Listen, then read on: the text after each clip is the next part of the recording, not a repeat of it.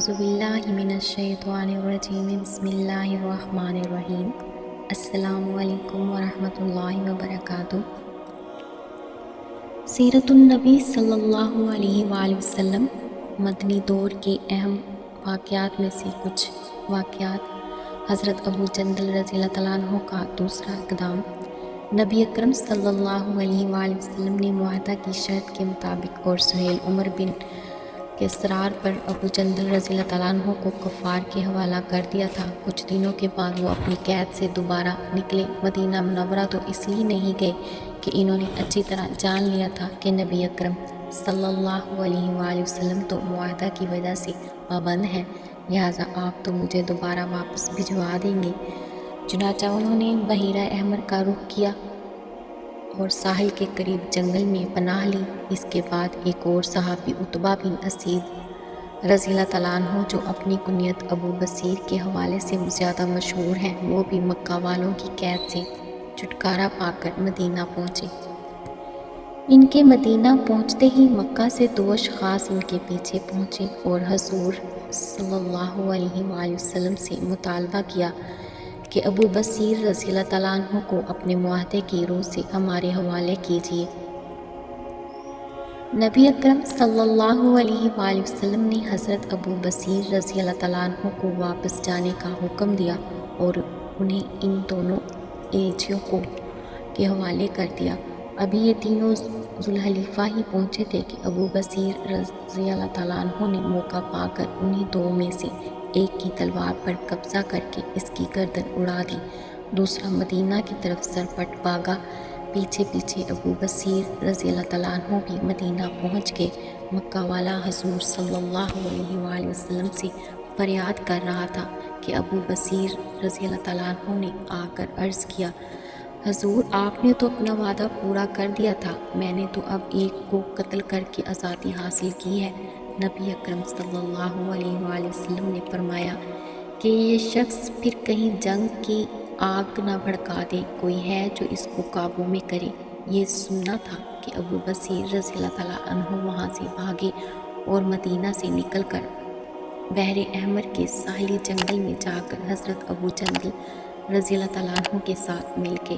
اس کے بعد جب مکہ کے بے کس اور مظلوم مسلمانوں کو پتہ چلا کہ جان بچانے کا ایک دوسرا ٹھکانہ بن گیا ہے، تو چوری چھپے مکہ سے فرار ہو کر مدینہ کا رخ کرنے کی بجائے یا پناہ کے لیے پہنچنے کا سلسلہ شروع ہو گیا اور تھوڑے ہی دنوں میں وہاں ایک اچھی خاصی جمعیت فراہم ہو گئی۔ اب انہوں نے قریش کے ان تجارتی قافلوں پر جو شام کے لیے بحر احمر کے ساحل کے ساتھ ساتھ سفر کرتے تھے، حملے شروع کر دیے اور قافلوں کو لوٹنا شروع کر دیا۔ اس لیے کہ یہ لوگ مدینہ میں تو تھے ہی نہیں، لہٰذا حضور صلی اللہ علیہ وآلہ وسلم کی صلح کی شرائط کے پابند نہیں تھے۔ تجارتی قافلوں کے یہ راستے قریش کی معیشت کے لیے شارک کی حیثیت رکھتے تھے۔ ان لوگوں کے حملوں اور لوٹ مار کے ہاتھوں مجبور ہو کر قریش کا ایک وفدان کی طرف سے تحریر لے کر مدینہ آیا اور معاہدہ کی اس شرط کو ہم خود واپس لیتے ہیں، اب مکہ سے جو بھی آپ کے پاس مدینہ آ کر آباد ہونا چاہے وہ آ سکتا ہے۔ ہم اس کی واپسی کا مطالبہ نہیں کریں گے۔ آپ ابو جندل، ابو بصیر اور ان کے ساتھیوں کو مدینہ بلا لیجیے۔ حضور صلی اللہ علیہ وآلہ وسلم نے ان کو فرمان بھیجا اور وہ سب کے سب مدینہ آ کر آباد ہو گئے اور قریش کے قافلوں کا راستہ بدستور محفوظ و مامون ہو گیا۔ الغرض کے صلح کی اس شخص سے جو اہل ایمان کو سب سے زیادہ شاک گزری تھی، خود قریش کو تائب ہونا پڑا۔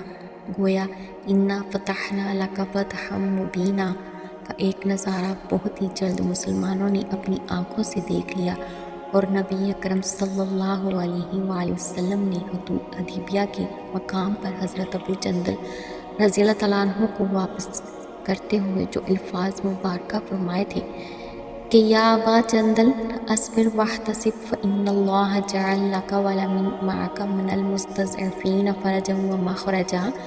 اے ابو جندل، صبر اور صبر سے کام لو، اللہ تمہارے لیے اور تمہارے ساتھ دوسرے ضعیفوں اور مظلوموں کے لیے کوئی راہ نکال دے گا۔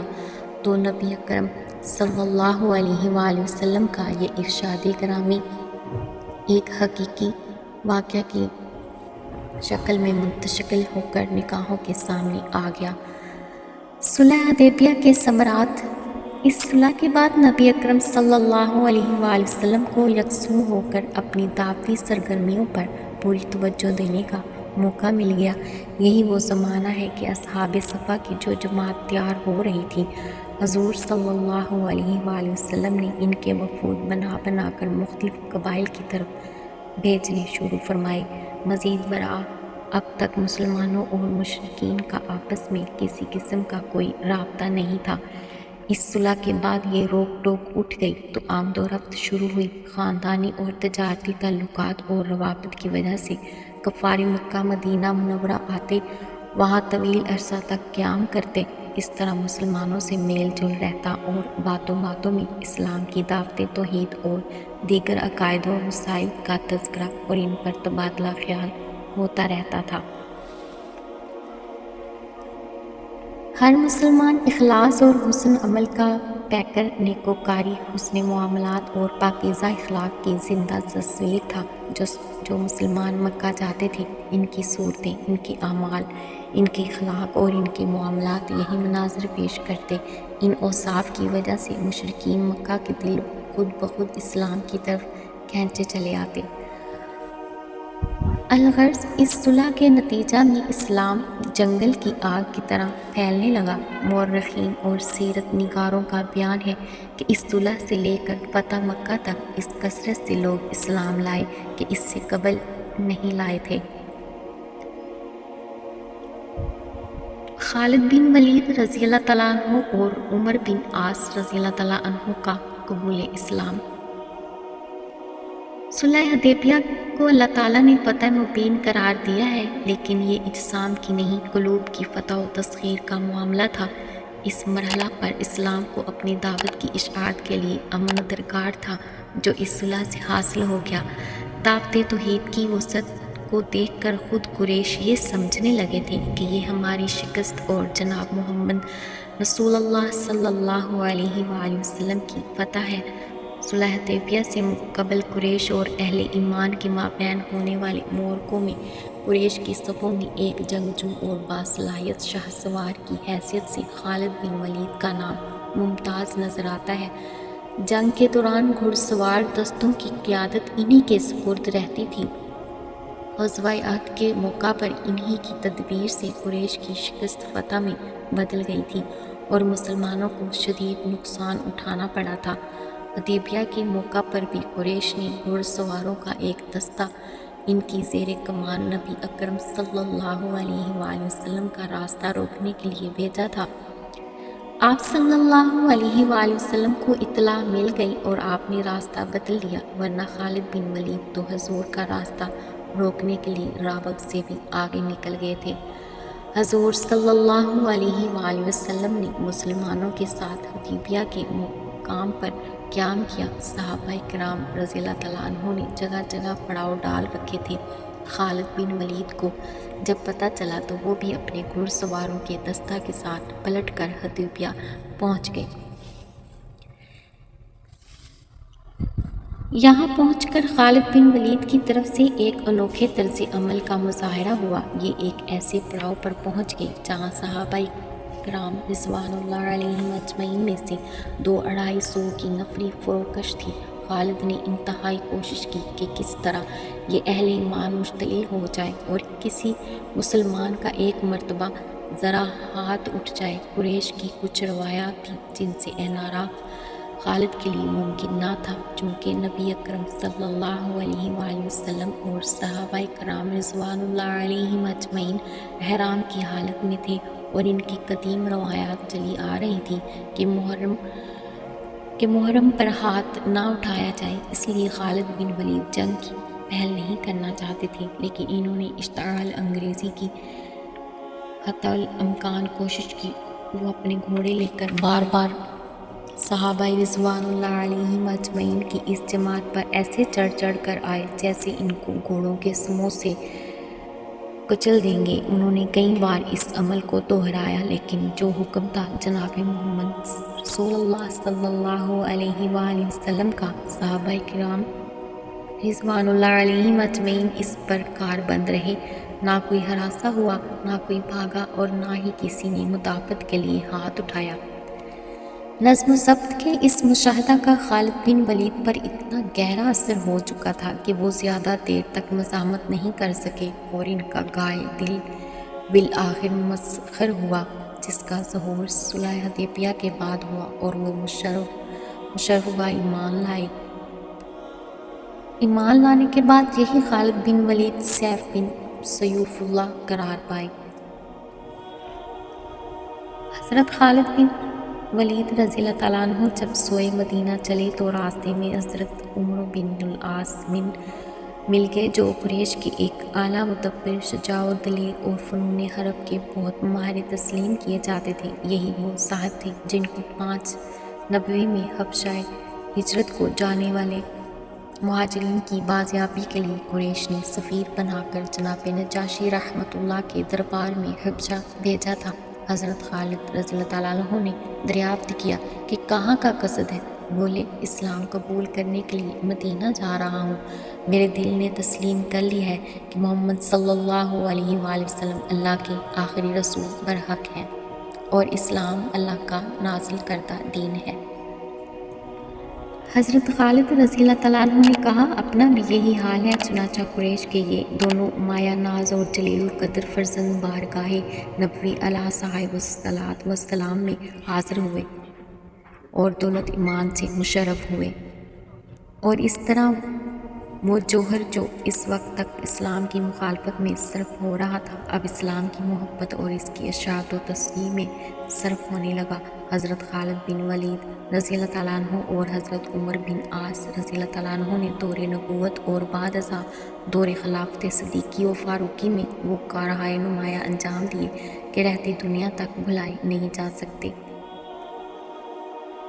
اولا ذکر کا دنیا کے عظیم ترین جرنیلوں میں شمار ہوتا ہے۔ دور صدیقی میں فتنہ اور ارتداد کی سرکوبی میں انہوں نے ہی فیصلہ کن کردار ادا کیا تھا۔ اسی طرح کسریٰ پر ابتدائی کاری ضرب انہی کی ہاتھوں لگی اور انہی کے ہاتھوں قیصر کی سلطنت میں سے شام کا ملک اسلامی قلمرو میں شامل ہوا، اور آخر ذکر مصر کے فاتح ہوئے۔ ہم یہ کہہ سکتے ہیں کہ ان دو عظیم انسانوں کا قبول اسلام دراصل صلح حدیبیہ ہی کے ثمرات کا مظہر تھا۔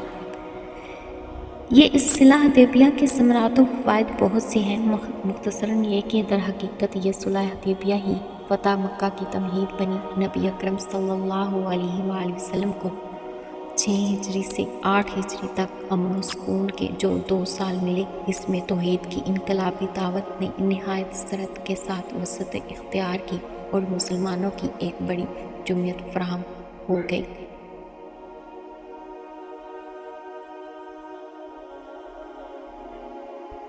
بیرون عرب دعوتی خطوط کی ترسیل۔ صلح حدیبیہ کے بعد رسول اللہ صلی اللہ علیہ وآلہ وسلم نے پہلی مرتبہ جزیرہ نما عرب سے باہر متعدد سلاطین کو اپنے دعوتی مکتوبات ارسال فرمائے۔ اس سے پہلے آپ نے برون عرب نہ کوئی نامہ مبارک لکھا اور نہ ہی کوئی ایلچی بھیجا۔ 7 ہجری تک حضور صلی اللہ علیہ وآلہ وسلم کی تمام دعوتی و تبلیغی سرگرمیاں جزیرہ نما عرب کے اندر تھی، لیکن صلح حدیبیہ کے بعد 7 ہجری میں حضور صلی اللہ علیہ وآلہ وسلم نے دعوتی سرگرمیاں عرب کی حدود سے باہر بھی شروع فرمائیں، اور آپ نے مختلف صحابہ کو ایلچی بنا کر عرب کے اطراف و جناب میں تمام سربراہان سلطنت کی جانب بھیجا اور انہیں اسلام لانے کی دعوت دی۔ صلح حدیبیہ کے بعد اب حضور صلی اللہ علیہ وآلہ وسلم کی دعوتی سرگرمیاں 2 شاخوں میں بٹ گئیں، ایک اندرون ملک عرب اور دوسری بیرون ملک عرب، ادائے عمرہ۔ اگلے سال ذی-القعدہ 7 ہجری میں نبی اکرم صلی اللہ علیہ وآلہ وسلم نے عمرہ قضا ادا فرمایا۔ آپ نے اعلان کرا دیا کہ جو اصحاب پچھلے سال حدیبیہ میں موجود تھے، ان میں سے کوئی رہ نہ جائے، سب کے سب چلے۔ چنانچہ اس دوران جو لوگ فوت ہو گئے تھے ان کے سوا سب نے آپ کی پکار پر لبیک کہا اور عمرے کی سعادت حاصل کی۔ صلح حدیبیہ میں طے شدہ شرط کے مطابق نبی اکرم صلی اللہ علیہ وآلہ وسلم صحابہ کرام رضی اللہ تعالیٰ عنہ کے جلوہ میں حالت احرام میں مکہ تشریف لائے۔ حضور صلی اللہ علیہ وآلہ وسلم اور صحابہ کرام رضی اللہ تعالیٰ عنہ بآواز بلند تلبیہ کہتے ہوئے حرم شریف کی طرف بڑھے۔ حضرت عبداللہ بن رواحہ انصاری رضی اللہ تعالیٰ عنہ نبی اکرم صلی اللہ علیہ وآلہ وسلم کے اونٹ کی مہار پکڑے یہ رجز پڑھتے جاتے تھے۔ ان اشعار کو امام ترمذی رحمۃ اللہ نے شمائل میں نقل کیا ہے۔ خلوا بنی الکفار عن سبیلا الیوم نضربکم علی تنزیلا ضربا یزیل الالہام عن مکیلا ویزہل الخلیل عن خلیلا۔ کافروں آج سامنے سے ہٹ جاؤ، آج تم نے اترنے سے روکا تو ہم تلوار کا وار کریں گے، وہ وار جو سر کو خوابگاہ سر سے الگ کر دے اور دوست کی یاد بلا دے۔ صحابہ کرام رضوان اللہ علیہم اجمعین کا جمع غفیر تھا اور وہ کعبہ شریف کی دید سے شاد کام ہو رہے تھے اور عمرہ ادا کرنے کی تمنا و آرزو کو پورے جوش و خروش اور چشم تر سے بجا لا رہے تھے۔ شرط کے مطابق حضور صلی اللہ علیہ وآلہ وسلم اور صحابہ رضوان اللہ علیہم اجمعین 3 دن تک مکہ میں مقیم رہے۔ قریش کے تمام بڑے بڑے لوگ مکہ سے نکل گئے کہ نہ ہم اہل ایمان کو دیکھیں، نہ ہمارا خون کھولے اور نہ ان کے نتیجے میں کوئی تصادم اور حادثہ وقوع پذیر ہو۔